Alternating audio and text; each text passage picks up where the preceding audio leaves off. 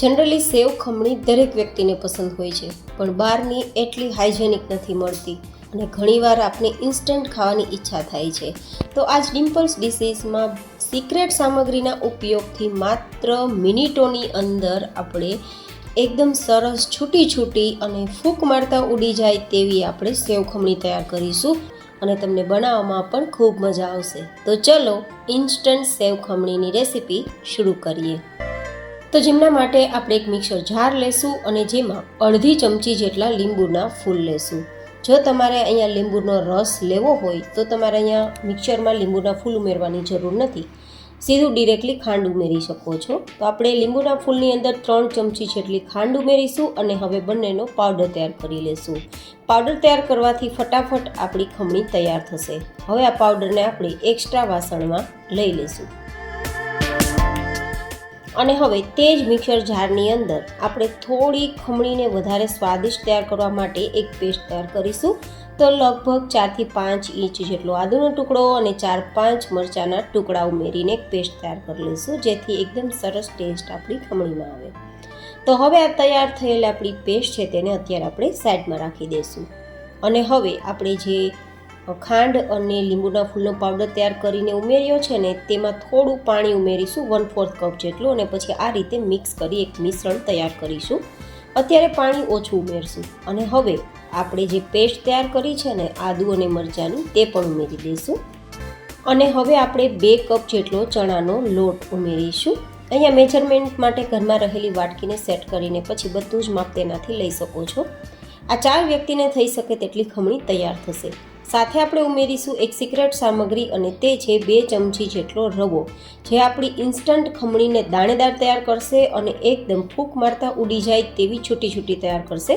તો જ્યારે પણ આપણે દાળ પલાળવાનો સમય ના હોય અને આપણે ઇન્સ્ટન્ટ ખમણી ખાવાની ઈચ્છા થાય ત્યારે આ રીતે એકવાર જરૂર ટ્રાય કરજો અને 2 ચમચી જેટલો રવો ઉમેરી અને એકદમ દાણેદાર તમે ખમણી તૈયાર કરી શકો છો. તો જરૂર ટ્રાય કરજો. હવે 1 નાની ચમચી જેટલું નમક અથવા સ્વાદ પ્રમાણે નમક અને 1/4 ટીસ્પૂન જેટલી હિંગ ઉમેરી દઈશું. 2 ચમચી જેટલું તેલ, અહીંયા તેલનું પ્રમાણ ઓછું રાખવાનું છે. 2 કપ લોટમાં 2 ચમચી જેટલું તેલ ઉમેરીશું અને હવે થોડું પાણી ઉમેરતા જશું અને બેટર એકદમ સરસ થીક હોય તેવું તૈયાર કરીશું. પહેલાં આપણે વધારે પાણી નહીં ઉમેરીએ, નહીં તો આપણા બેટરમાં ગાંઠા પણ થઈ શકે છે અને એકવાર બેટર પાતળું થઈ જશે તો આપણી ખમણી સારી નહીં બને. તો આ રીતે થોડું પાણી ઉમેરતા જઈ અને રિબિન કન્સિસ્ટન્સીવાળું આપણું બેટર તૈયાર કરવાનું છે. આ રીતે રિબિન કન્સિસ્ટન્સીવાળું બેટર તૈયાર થઈ જાય પછી તેને 15 મિનિટ માટે સાઈડમાં રાખી દેવાનું, જેથી રવો છે તે પલળશે અને ફૂલશે તો એકદમ બેટર દાણેદાર તૈયાર થઈ જશે. ત્યાં સુધીમાં આપણે આપણી ખમણી તૈયાર કરવા માટે તો પહેલાં સ્ટીમ કરવું પડશે અને સ્ટીમર કુકરમાં પાણી મૂકી અને ગરમ કરવા માટે પાણીને ઉકાળવા માટે હાઈ ગેસની ફ્લેમ પર છોડી દઈશું.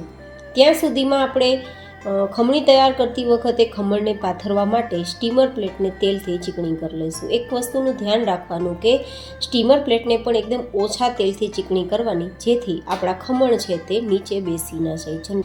અને હવે 15 મિનિટ પછી આપણું બેટર સેટ થઈ ગયું છે તો આપણે તેમાં અડધી ચમચી જેટલો ખાવાનો સોડા અને 1 ચમચી પાણી ઉમેરી અને બેટરને બરાબર મિક્સ કરીશું. જો બેટર તમારું થોડું ઘટ લાગે તો તમારે થોડું પાણી ઉમેરવાનું અને રિબિન કન્સિસ્ટન્સીવાળું આપણું બેટર તૈયાર થવું જોઈએ. આ રીતે તો આપણું બેટર તૈયાર થઈ ગયું છે અને આપણી સ્ટીમર પ્લેટ પણ તેલથી ચીકણી થઈ ગયેલી છે. તો તેમાં આપણે અડધેથી થોડું વધારે ભરીશું. ઓલમોસ્ટ આ 2 પ્લેટ ખમણ તૈયાર થાય તેટલું આપણું બેટર છે. તો આટલું આપણું બેટર ભરાઈ ગયા બાદ હવે આપણે ઉકળતા પાણીના સ્ટીમર કુકરમાં આપણી આ પ્લેટને છે તે મૂકી દેવાની છે આ રીતે. અને હવે ગેસની ફ્લેમ હાઈ કરી દેવાની છે અને ઢક્કણ ઢાંકી દેવાનું છે અને 20 મિનિટ માટે તેને કૂક કરવા છોડી દેવાનું છે. 20 મિનિટ પહેલાં ઢક્કણ નથી ખોલવાનું, નહીં તો ખમણ ફૂલવાની જગ્યાએ બેસી જશે. તો ખાસ ચેક કરવાનું કે 20 મિનિટ થવા દેવાની. 20 મિનિટ પછી આપણે હવે જોઈએ ને તો ઓલમોસ્ટ ખમણ આપણા કૂક થઈ ગયા છે. તેનું કારણ છે ઉપરની સપાટી ફાટી ગઈ છે. જો કોઈ જગ્યાએ તમને ફાટેલી સપાટી દેખાતી હશે. હવે આપણે ચપ્પુથી એકવાર ચેક કરી લેવાનું. ઓલમોસ્ટ કૂક થઈ જ ગયા છે, છતાં આ રીતે ચપ્પુ આપણું ક્લીન આવે તો સમજવાનું તૈયાર થઈ ગયા છે. તો ચપ્પુ ક્લીન છે તો આપણે ગેસની ફ્લેમ બંધ કરી દઈશું અને આપણી આ પ્લેટને નીચે ઉતારી લઈશું. અને નીચે ઉતાર્યા બાદ હું તમને હમણાં બતાવીશ કે આપણા ઢોકળા પરફેક્ટ થયા છે, આપણું ખમણ પરફેક્ટ થયું છે, તેની નિશાની છે આ રીતે તેની સાઈડ એકદમ છૂટી થઈ ગઈ છે. જો હાથથી ટચ કરતાં છૂટી થઈ ગઈ છે. હવે તેને 1-2 મિનિટ માટે ઠંડા કરીશું.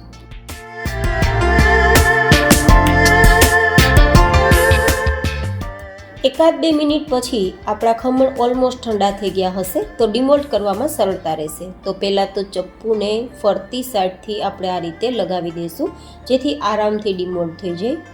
અને હવે આપણે કોઈ પ્લેટમાં તેને ઊંધી કરીને કાઢશું તો ફટાફટ આપણા ખમણ બહાર નીકળી જશે. જો તમે જોઈ શકો છો કે ભરપૂર જાડી એકદમ સ્પંજી આપણા ખમણ તૈયાર થયા છે. જો હવે આમાંથી આપણે ખમણી તૈયાર કરીશું તો એકદમ છૂટી અને દાણેદાર જ તૈયાર થશે. તો ક્યારેય પણ ઇન્સ્ટન્ટ ખમણી ખાવાની ઈચ્છા થાય તો જરૂર ટ્રાય કરજો, તમને ખૂબ પસંદ આવશે. તો આ રીતે હવે આપણે તેને કટ લગાવી દઈશું. તો જુઓ તમે આપણા ખમણ કેટલા સ્પંજી તૈયાર થયા છે. હું આટલા પ્રેશરથી દબાવું છું છતાં ફટાફટ ઉઠીને ઉપર આવે છે. આ ઇન્ડિકેશન આપે છે કે ખમણ એકદમ સ્પંજી તૈયાર થયા છે, બહાર કરતાં વધારે સરસ. અને આ ભૂકો બરાબર થયો છે કે નહીં તે પણ હું તમને હમણાં બતાવીશ. જો તમે ફટાફટ એકદમ દાણો છૂટો થઈ જાય છે. અને તમારે આ રીતે ખમણીની મદદથી ખમણવું હોય તો પણ ખમણી શકો છો. તો એકદમ બારીક તેનો પાવડર જેવો ભૂકો તૈયાર થશે, ખમણી તૈયાર થશે. તો આ રીતે તમે કરી શકો છો. જો તમે ટેક્સચર એકદમ આપણું ખમણ છે તે ખમણાઈ રહ્યું છે અને એકદમ છૂટી આપણી ખમણી તૈયાર થઈ રહી છે. તો આ રીતે તમે ખમણીની મદદથી પણ ખમણી શકો છો. હવે આપણી આ ખમણી છે કેટલી સરસ છે. જો આ રીતે ફૂંક મારતા પણ ઉડી જશે. હું તમને હમણાં બતાવીશ કેટલી છૂટી તૈયાર થઈ છે કે માત્ર હવાથી પણ આપણી આ ખમણી ઉડી શકે, આટલી છૂટી અને દાણેદાર પણ એટલી. જો તમને હમણાં હું ફૂંક મારીને બતાવું ને તો તમે જુઓ કેટલી ઉડી રહી છે, મતલબ કેટલી છૂટી થઈ છે. આ ઇન્ડિકેશન આપવા માટે અને તમને બતાવવા માટે મેં આ વસ્તુ તમને કરીને બતાવી છે. તો અત્યારે તમે જુઓ ડીશમાં પણ એકદમ છૂટી દેખાય છે. મેં બંને રીતે તમને બતાવી છે ખમણી કેટલી છૂટી થઈ છે તે. તો આ રીતે આપણે બધી જ ખમણીને ખમણી લીધી છે. તો હવે વઘાર માટે આપણે લગભગ 3 થી 4 ચમચી જેટલું તેલ ગરમ કરીશું. બહુ વધારે આમાં તેલની જરૂર રહેતી નથી. 3-4 ચમચી તેલ ગરમ કર્યા બાદ વઘાર માટે અહીંયા મીઠો લીમડો, સૂકા લાલ મરચાં, હિંગ, રાઈ અને જીરું ઉમેરી દઈશું અને તેને સાતળી લઈશું. બરાબર આપણો તડકો છે તે સતળાઈ જવો જોઈએ. અને ત્યારબાદ આપણે તેમાં મરચાંના થોડા ટુકડા ઉમેરીશું જેથી થોડી ખમણી સ્પાઇસી બને. જોકે આપણે ખમણ બનાવતી વખતે પણ મરચું ઉપયોગમાં લીધું જ હતું તો તે મુજબ.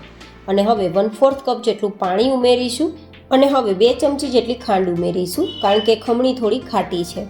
જોકે ઉમેરવી ઓપ્શનલ છે. હવે આ રીતે મિક્સ કરીશું અને ખાંડ ઓગળે ત્યાં સુધી ધીમા ગેસની ફ્લેમ પર થવા દઈશું. બસ ખાંડ ઓગળી જાય એટલે આપણો તડકો તૈયાર થઈ ગયો સમજવાનું. તો હવે આપણે અહીંયા વઘાર પૂરતું નમક ઉમેરીશું 1/4 ટીસ્પૂન જેટલું કારણ કે ખમણમાં આપણે નમક ઉમેરેલું જ છે. અને આપણો તડકો તૈયાર થઈ ગયો છે તો આપણી જે તૈયાર કરેલ ખમણી છે તેને ઉમેરી દઈશું. તમે જુઓ કેટલી છૂટી છે, એકદમ દાણેદાર તો છે જ પણ છૂટી છે. જેનું આપણે સિક્રેટ સામગ્રી જે રવો ઉમેર્યો છે ને તેના કારણે વધારે છૂટી થઈ છે અને વધારે દાણેદાર પણ લાગે છે અને સ્વાદમાં પણ ખૂબ જ સરસ લાગશે. તો હવે હળવા હાથે આ રીતે આપણે મિક્સ કરી દઈશું અને ધીમા ગેસની ફ્લેમ પર આપણે 1 મિનિટ માટે થવા દઈશું. તો આપણી ખમણી ખૂબ જ સરસ તૈયાર થઈ જશે. તો એકાદ મિનિટ જેવો સમય થઈ ગયો છે અને આપણી ખમણી ઓલમોસ્ટ રેડી થઈ ગઈ છે. જો તળિયે બિલકુલ ચીપકી નથી કારણ કે આપણો ગેસ એકદમ ધીમો હતો. તો હવે આપણે ઉપરથી ધાણા સ્પ્રિંકલ કરશું એન્ડ ધેન સર્વ કરીશું. છે ને એકદમ છૂટી અને દાણેદાર ખમણી. તો તમે ક્યારે બનાવો છો અને કઈ રીતે બનાવો છો તે મને જરૂર ફીડબેક શેર કરજો અને મારી આજની આ રેસીપી કેવી લાગી તે પણ મને બતાવવાનું ચૂકતા નહીં. જો તમે હવે આપણે આ રીતે સર્વ કરતાં એકદમ તમને છૂટું ટેક્સચર દેખાતું હશે.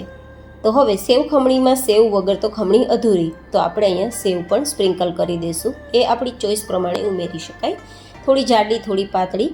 ઉપરથી થોડા ધાણા અને જો દાડમ હોય તો દાડમ પણ ઉમેરી શકાય. જો કે ફ્રૂટ્સ ઉમેરવું ઓપ્શનલ છે. એન્ડ ધેન આપણે આ ખમણીને તમારી પસંદ પ્રમાણેની ચટણી સાથે સર્વ કરી શકો છો. ફરી મળીશું એક નવી જ એન્ડ હેલ્ધી રેસીપી સાથે. ત્યાં સુધી stay healthy and stay happy.